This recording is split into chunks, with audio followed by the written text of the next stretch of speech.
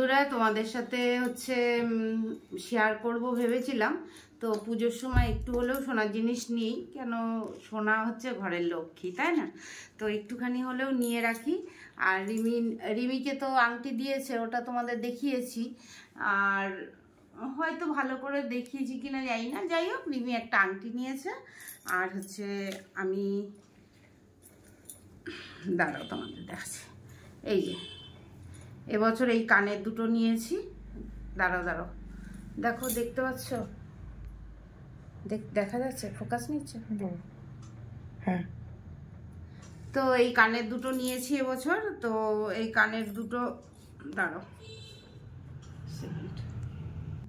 নিয়েছি, কিন্তু পড়া হয়নি, ঠিক আছে? পুজোর সময় আমি রিস্ক নিইনি, তো ভাবলাম আজকে লক্ষ্মী পুজোর দিন, ভালো দিনে একটুখানি সময় পড়ি, পরে আবার বেশি কি বলবো, ভারী নয়, হালকার মধ্যেই নিয়েছি।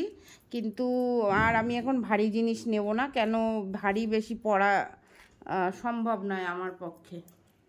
দাঁড়াও, গুজিটা কোথায় গেল?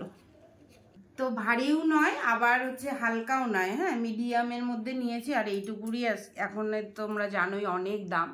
তো নিজের হয়তো এবছর নিজেদের সোনার দোকান বলে নিতে পারলাম, এবছর নালে সোনা কিনা হয়তো আমরা যদি নর্মাল মানুষের মতো হতাম হয়তো নেওয়া হতো না, কেন এবছর সোনার জিনিসের মানে খুবই দাম, আর ব্যবসা বাণিজ্য ভালো নয়। তার কারণে বুঝতে পারি যে নর্মাল মানুষরা সোনার জিনিস কেনেই নি। কিন্তু জানো তো, এটা ওটা কেনার থেকে আমার মনে হয় কি একটু কষ্ট করে মানে কিছু টাকা দিয়ে হলেও একটু হলেও সোনা কিনে রাখা ভালো।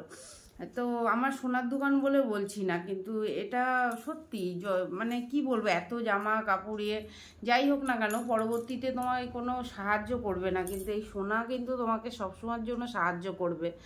আর এই অ্যাসিড মানে রাখা খুবই ভালো।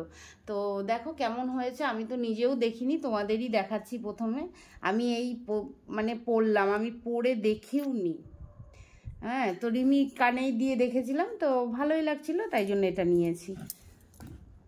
সরি, তাও আশা করি তোমাদের ভালো লাগলো। আর এটার গুজি পরবো, আর আদিত্যকে এই চেনটা পরিয়ে দেবো একটু সময়। আমরা লক্ষ্মী পুজোর দিন একটু সোনা গায়ে দিই, লক্ষ্মীকে একটুখানি গায়ে দিয়ে মানে কি বলবো আর চলো, তো সোনা গায়ে দিয়ে নিই। আর হচ্ছে ওই যে ওই কি যেন ওটা, আরে নৌকায় সোনার উপর দিতে হয়।